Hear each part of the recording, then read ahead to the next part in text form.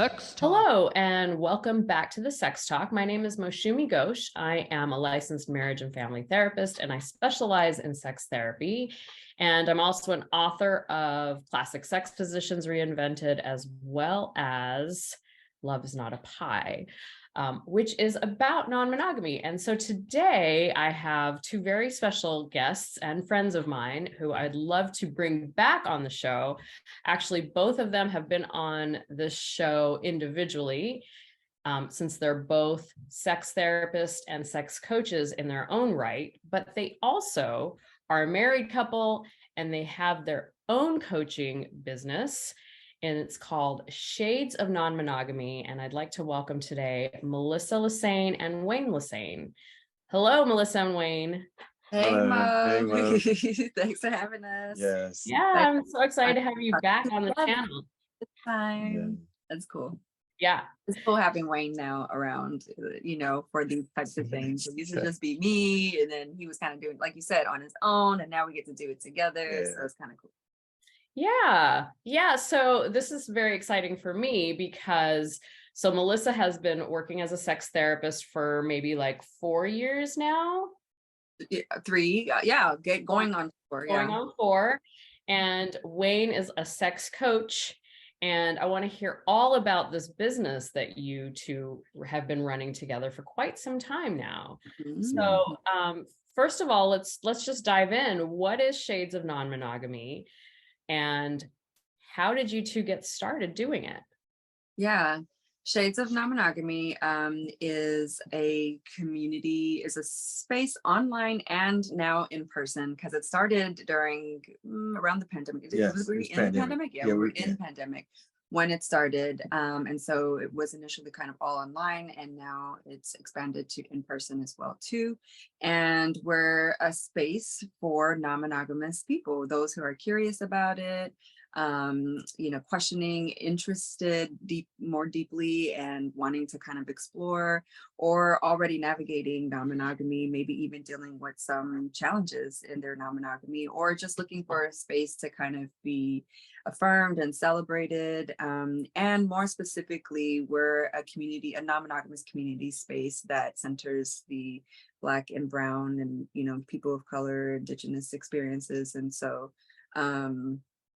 and we kind of just started out as an online, it's kind of started out as, so I had to back it up and slow it down. Hold on. Yeah. So this was kind of just starting out initially as, I don't know, as a passion project or idea for me, something that we were just kind of interested in, that stemmed and was inspired by our own experiences and our own needs, for community, mainly is probably one of the huge reasons for community, but also a place for, some resources, some education, some places to kind of explore and meet people, social aspect as well too. But I think the biggest thing was just like that community feeling in space, and having a place where like, we're not alone, we're not weird and crazy for wanting the things that we want, and and all of this is possible, and here are other people doing it, and here's what it looks like for them, here's what it looks like for us, and being able to support each other. Anyway, so it just kind of started out as that, and I'm like, hey, let's do an Instagram page and like share some content, maybe even that's really cool too. And then slowly people were interested, people were liking the things that we were sharing on Instagram page. And then it was like, whoa, could we really do this? Could we maybe help people on a deeper level? Could we maybe coach them or be mentors to them, or I think more specifically like help them with the challenges, the challenging parts and the struggling parts of their non-monogamy. And so that's kind of how it opened up to maybe more coaching and more groups and things like that. And, we are continuing to evolve, to change, to really figure it out, to really land on, what we're passionate about, where we can provide, where we can contribute our strengths as well too, and our gifts, and then also where the community needs us, like where the people need us, and kind of balancing that as well too, and getting that feedback for what is needed out there. So and we're doing that by officially establishing Shades of Non-Monogamy as a entity this year. So I'm excited to say that. And then kind of like really honing in on what is it that we want to offer to the community. Yeah. And so for me, what's been really coming up a lot for me as of recently, probably past couple of weeks, I would maybe even a month, has been community. Because just in working with clients now, and just talking to people, what I'm really recognizing and what's really starting to resonate with me because of what we had gone through is that a lot of people don't have people to talk to. They don't have community, you know. Community is so important and so hard, I feel like, for the non-monogamous people. Yes. And so Melissa and I have having a conversation about what is Shades of Non-Monogamy about, what does it really have to offer? And I told her, you know, we talked about today, and it's like the name Shades of Non-Monogamy is literally a non-monogamous space, right? Just because of the name itself. So to make it, to have it to where it's not a non-monogamous space, it's all inclusive of everybody, kind of takes away from the non-monogamous space, because all spaces are for everybody. When there's really no space for people to come to feel safe who are non-monogamous, to have a space to where they can have conversations and just have people that they can talk to and see that they're going through things as well.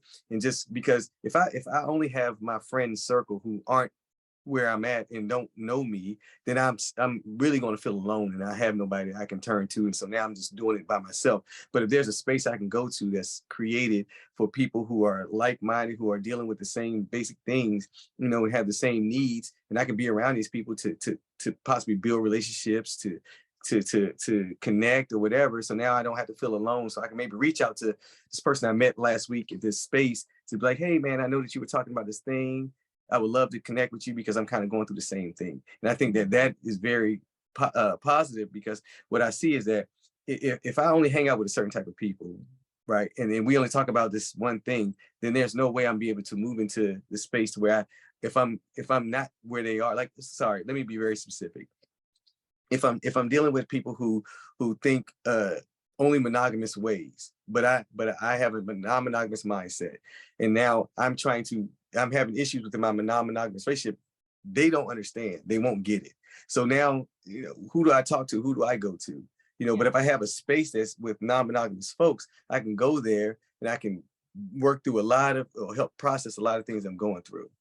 And you can be yourself. You don't have to hide, like, work with people that don't relate. Like, you know, let's be real, our society is still very monogamous. Even though non-monogamy is gaining a lot of popularity these days, our society is so steeped in monogamy. And so if we're just talking to our general friends about our relationship, we're not going to be able to be really vulnerable or deep with them, because they're going to be stuck at, well, isn't that cheating? Or I don't even understand your relationships. They don't even relate, right? So there's no level of vulnerability or authenticity to build on that relationship, to build on that community.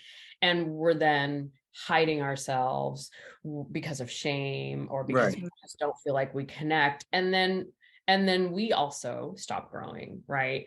Yes. You know, so I think I totally agree that community is the most important thing. And I love that the name is Shades of Non-Monogamy, because one of the things I always talk about, you know, come across in my work as a sex therapist or in the community is, well, polyamory is different from swinger, and swinger is different from if you want to just go to play parties, you know. And it's like, I love this idea that non-monogamy is an umbrella, and there are so many shades and people of different colors and different shades of monogamy and non-monogamy, that your group sounds so inclusive and so inviting to so many people. I think that it's so needed. And so you know, I think the message that you have is so strong and so powerful. I think that it's, you know, it's sending a message to people that are maybe even thinking about it, like you said, Melissa, or like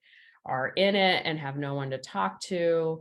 Yeah, all of it sounds very and I think sometimes, I think sometimes that the message can get watered down because we don't want to offend people. We want to be kind of gentle, like, hey, everybody can come, right? And that's totally fine. Everybody can come, but it still needs to be known that this is a space for non-monogamous folks first and foremost. And if you want to come, by all means, you can come. And because honestly, and we all know this, non-monogamy has so much to offer for everybody, just in the way we communicate openly, right? The open communication, the way we are able to be completely vulnerable with one another, the way we can ask for things that we want and feel empowered by asking for those things, and having a voice, or learning how to have a voice within a relationship. Like these things work across all relationships, but Yeah. right. So everybody can benefit, but at the same time, you still want to be you want to be respectful of the non-monogamous space that it is. So if you want to come, it's non-judgmental, it's very open and accepting of all, but at the end of the day, it's a non-monogamous space. Yeah, I think obviously it's transformative, and like this idea that we can love, love is sort of infinite, and monogamy sort of focuses on, loving one person. And that mindset is what people get stuck in. Yes. Right. I just wanted to mention, like you said that, spaces are usually for everybody. And I think actually, no, it's quite the opposite. It's spaces are for usually, or in terms of relationships. Yes, so let's talk about talking about relationships dynamics. Putting it in context. The spaces are for monogamous, for monogamy. They aren't for everybody, because they aren't for non-monogamous people, usually. And I think oftentimes the experiences we show up, we start talking about our experiences, and it's like, whoa, it's just repeating the same stuff, but just saying, again, highlighting why we want to make it a point to say this is for non-monogamous experiences.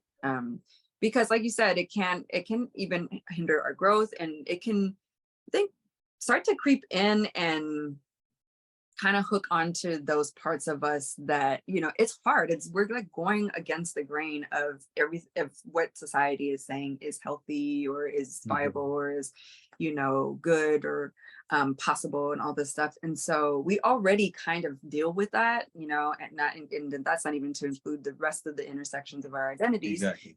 But then, when that is not kind of welcome, and we don't have that space to kind of share, then it starts to hook onto those small parts of us, maybe big parts of us, that doubt and like, whoa, okay, what is this? Am I too much? Am I asking for too much? Am I being like unethical?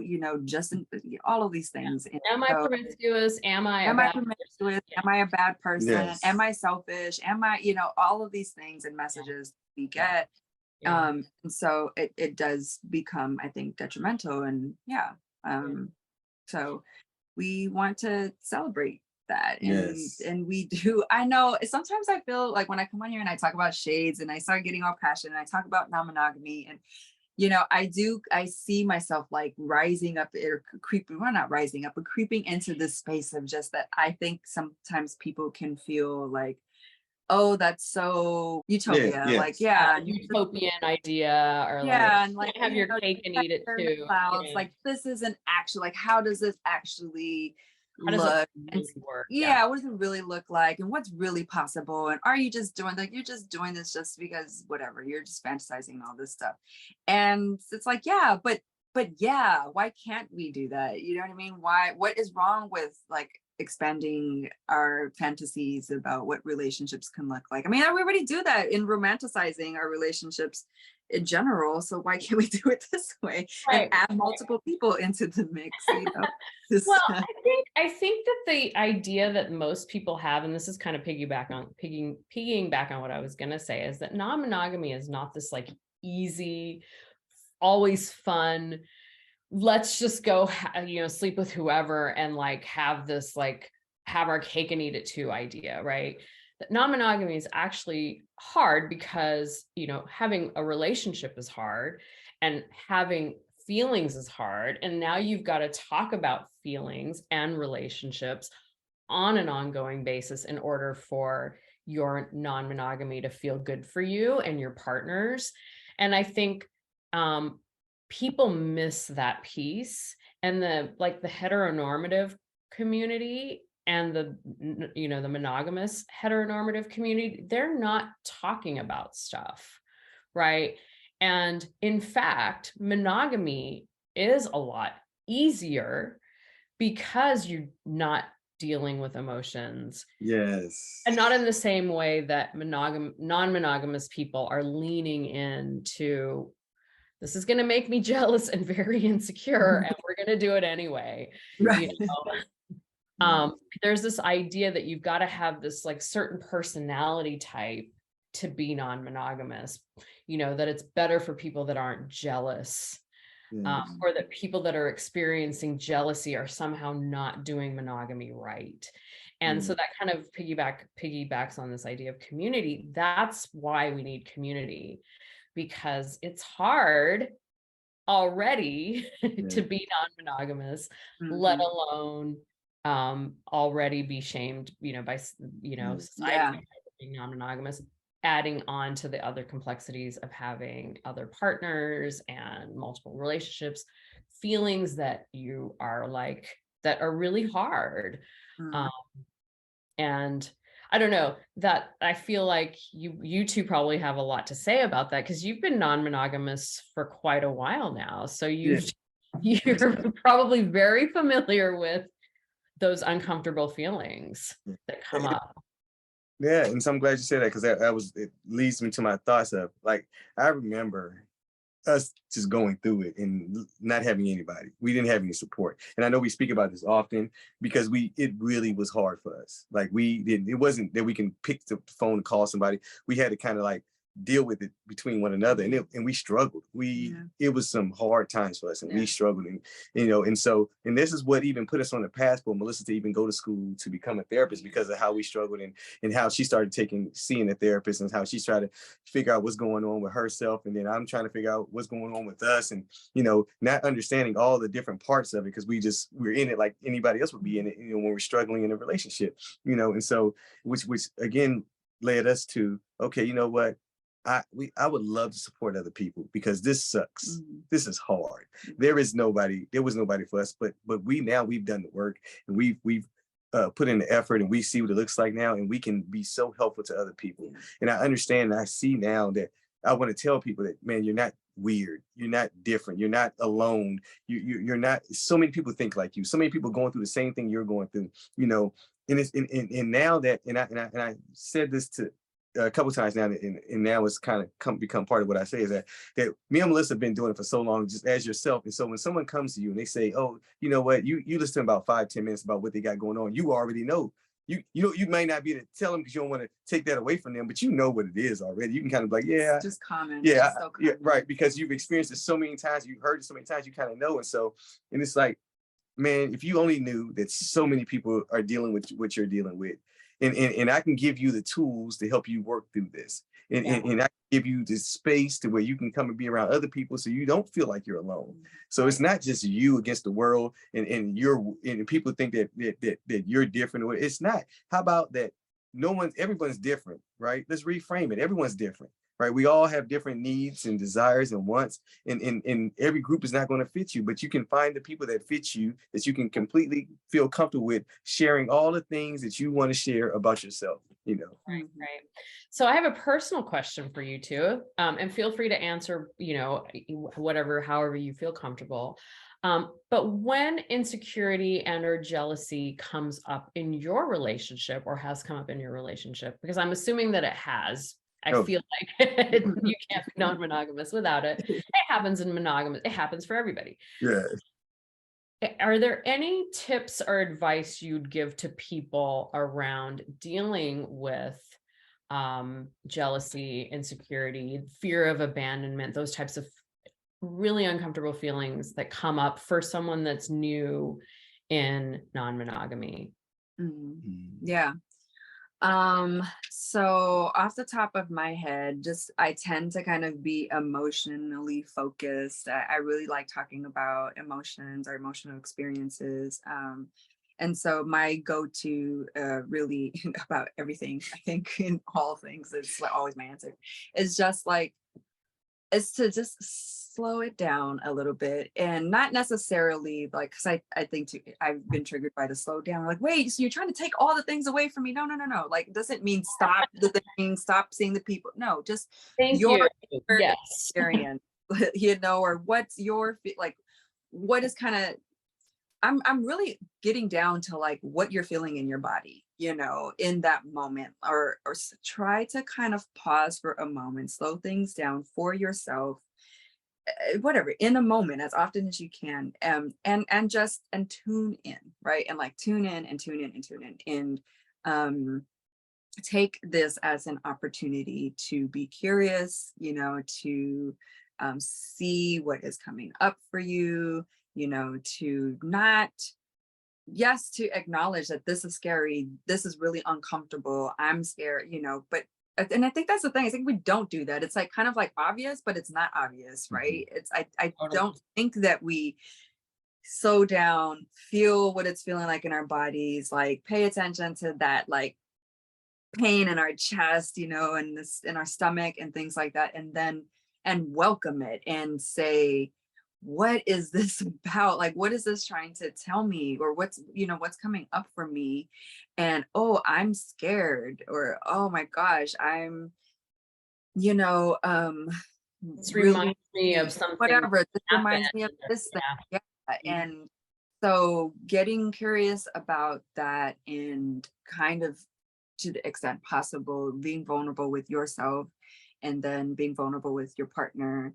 But just like, again, really slowing it down and really allowing, really permission. So for jealousy specifically, I think the biggest reason why that felt so intense to me is because I wasn't allowing it to be there, because I was pushing it away, because I didn't want to be that person, you know, for whatever reason. I had it in my mind.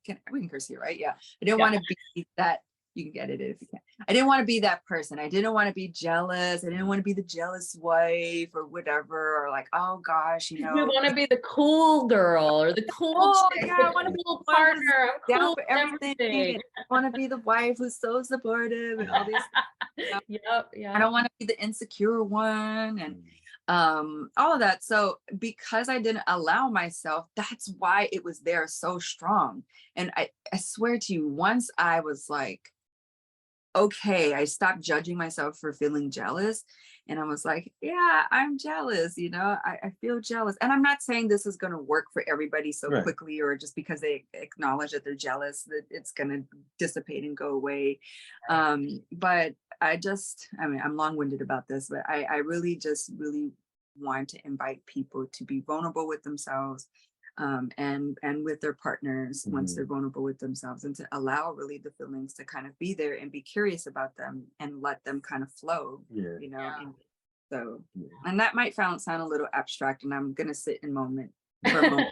Well, I always tell my clients that the feelings are not going to go away. We just become better at managing them. We just become more comfortable with ourselves, that I'm going to be able to nurse myself if things completely fall apart. We become comfortable with this idea that things aren't necessarily permanent, and that changes, as scary as they are, on the other side are good. Like we start to learn to trust ourselves. I think is, you know, as the biggest part of like, I'm going to be okay if my partner leaves me for this other person, or if our whole relationship falls apart, I'm going to be okay, because I'm going to be, you know.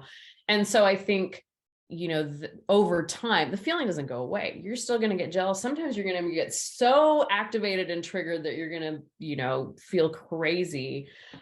We just get better at resolving it sooner, you know, taking care of ourselves, I think, over time. Sorry, Wayne, you were going to say something too about. No. I was just saying, but yeah. So for me, what I've learned for myself during those times is that, you know, I think that getting a clearer understanding of what it is that I want, or you know, and so then I can articulate that, so I can take the vagueness out of it, the ambiguity out of it, right? Because I think that's a big one, because I know that when Melissa when I felt like she wasn't being clear with me, I would have these crazy ideas in my head of what it looked like and what it was going to be. And so now I've catastrophized and it's this huge thing in my head. But when she tells me what it is, I'm like, oh, that's not, man, I'm thinking it's way worse than that. Like, oh my God, like that's all, like, oh my.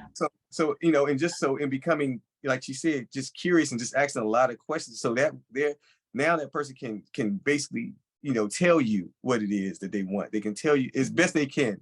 Obviously those things change and we change, but in this moment right now, let me be direct with you in what I want and what it looks like. And then we both have the information. I can make an informed decision how we, and how I respond, because I like, okay, cool. I got that information. Yeah. I see what you want. And now, and I think she said something that I always think about. She said, when she thinks about it, she's like, okay, would I want that for myself? Yeah. What is it, the thing that you're asking me for, would I want that? Would I want to do that? Or are there things that I want to ask for as well? And negotiate.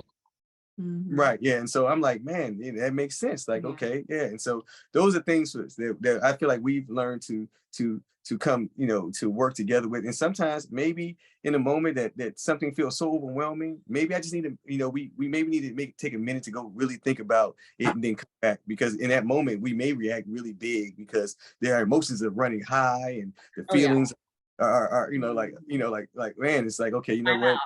Timeouts are so good. Yeah. Yes. Very needed. And I think why I like kind of getting clear on what you want is because I think doing that, we all want something. Like, I think we all, even if it's our whatever, focused on our partner or your current partner, if you started off, in a relationship. But I think that doing that.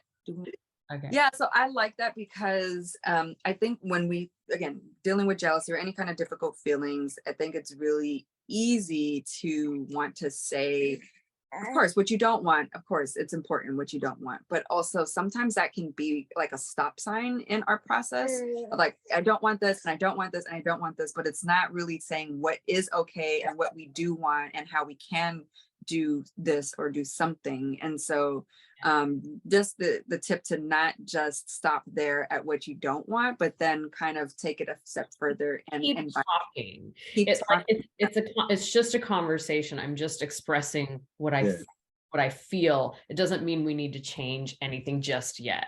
Yeah, right, exactly. I mean, what you were just talking about, Melissa, was really about like, I don't like this, or I don't want this, I don't want this. And my next question, it kind of leads into, is how do you two, for our new people out there, or even for anyone who's navigating non-monogamy, how do you two navigate like changing of rules around what you want? Like, do you have set rules? Do you sit down and revisit those rules? Like, what's your process been?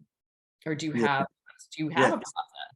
We definitely do. I would say I'll start. And I would say, like, so we have an agreement to where if we start to feel things shift within the person that we're dealing with, we will come and say, hey, look, so there's been a shift or a change, so I'm feeling more for this person, or or even if it's so simple as, hey, so I think that me and this person are open to sex, or just whatever, it's not that we're kind of, I think I heard the other day, it's not that we're confessing, we're communicating, confessing. Yeah, that's funny. Yeah. Hey, so thing, right. Right, but so it's more so like we're communicating, like, hey, look, there's been a change. It's like kind of keeping each other in the loop or whatever, because that's what works for us, and I would say that's what works for me, and I'm comfortable with it, and I enjoy keeping her in the loop as well, updating her when things change for me or shift or whatever. So and it feels good. So I feel like I'm in the know, and I feel like have her in the know. So there's no surprises. There's no like, hey, guess what? I'm leaving you today. Like, oh no, like. Right. There's always communication happening, right? Like, this is where me and the certain person are at, or this is what's what's going on with me personally. Yeah, for sure. Now, do you two identify with a certain type of non-monogamy, like polyamory or a label like that, or do you just kind of go with the flow? What's your say non-monogamous, specifically because, yeah, we don't feel like we quite perfectly fit into one group or community or experience. And so, and we like things from all of them. And I think we value things from all of them. And so we just say we're non-monogamous, and we try to then take the time to describe that to somebody, you know? Right. And ethically and consensually non-monogamous, right? Ethically and essentially non-monogamous. Yeah. And yeah, just trying to take the time to kind of describe that to somebody and be okay with describing that to somebody, because then if not, we found that like when we say, if we say, oh yeah, we're polyamorous, people, and that can look different for everybody, already have this assumption of what their own assumption of what polyamory is. And so then they just kind of put you in that box and make a lot of assumptions about your relationship and your dynamic. And so, and I know that's true. I know you can still be polyamorous and describe your relationship, but again, like we just want to kind of keep it open. We do like that space to keep it open. And because that's kind of how we, I think, evolved eventually into our relationship, where I think it is more like we're open to, I think we both realize like what we really value is connection with people. And although at first we kind of like really padded it and made it more about sexual connections, over time it evolved and it opened up to involve, you know, all kinds of possible connections. I think we just enjoyed that experience of connecting with people on a personal and intimate level, and that we're open to kind of just going with the flow and seeing what can happen uniquely with the people that we connect with. So, and that's hard. That is hard. It's hard. I mean, congratulations. But it's beautiful and I love it. And you're so committed to the work. It's really inspiring. Yeah. So Shades of Non-Monogamy, I know you do coaching, so you work with your clients, but I've also went to a space where you were hosting a little event in Pasadena recently.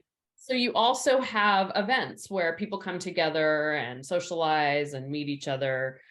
And it's basically it's once a month, and it's just a space to come out and not have to work.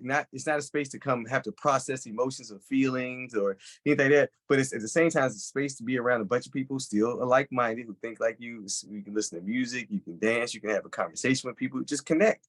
You know, again, just a space to where you can come. And with it's no pressure, there's this, you know, food there, it's games, and you know, food and games. It was fun. Yeah.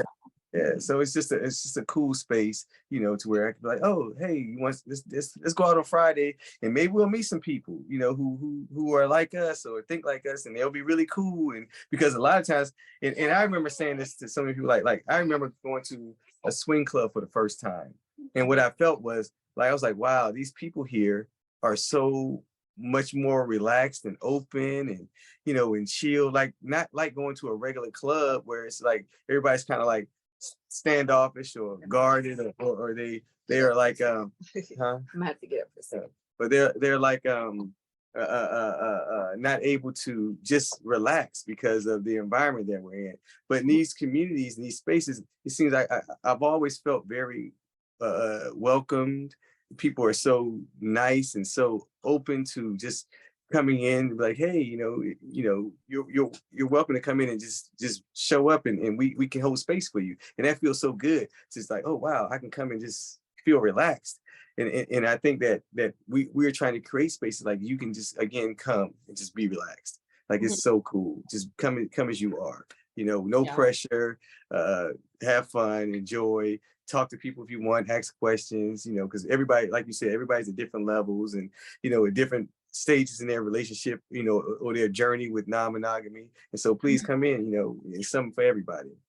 I really appreciate having you, like being on this interview with you, because it really does make a difference talking to people who aren't really familiar with non-monogamy. And there's like this pressure my own pressure to have to like, okay, how do I explain this in a way or share or talk about this in a way that I'm trying to get more clear like on my points that I want to like really share about non-monogamy or even our personal story, because people who aren't really familiar, I get it, they're excited, they have all of these bajillion questions, but the questions tend to kind of be like all over the place, and they're about, you know, of course, the things that are juicy or whatever, and they kind of want to know, but I feel like they're kind of more surface layer conversations, which is totally fine.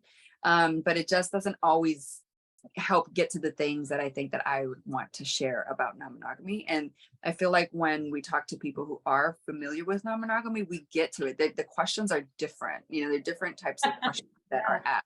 And I like that and I appreciate that. So thank you. And then too, is true on the other hand, sometimes there's experiences where we've talked to people who are in it and who are very familiar about non-monogamy.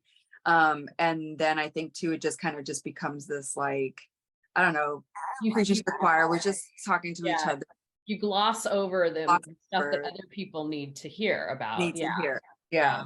So this experience and you've always been this for me in multiple areas of just like, you're kind of that middle space and ground. And I really appreciate and like the questions that you asked. So thank you. Awesome. So where can people find Shades of Non-Monogamy? Yeah, Shades of Non-Monogamy, our website, shadesofnonmonogamy.com, and that's has everything really. And then through there you can find our Instagram page, which all of our content is on our Instagram page, shades_of_non-monogamy. And we'll soon be starting our own YouTube channel. Our own YouTube channel, podcast, YouTube, where we share ourselves, share our stories, you know, kind of more intimately, less on a like educational knowledge based about non-monogamy and more just about our personal story and experience. Oh, I love that. Oh my God, I'm so excited for that. That's going to be great. Because we've found like we've done a lot of these interviews now, and it's just so, for me, it's just so hard to talk about 20 years of our experience in a 50-hour conversation, you know, but then let alone talk about non-monogamy and all the complexities of it, and you know, all of the intersections of our identities and things like that. And so experience. So we were like, let's do it on our own. Like, let's take our time, you know, and really be thorough and kind of go into all of the parts about our story and ourselves. So we'll be doing that soon too. That's coming up. That's where we can be found.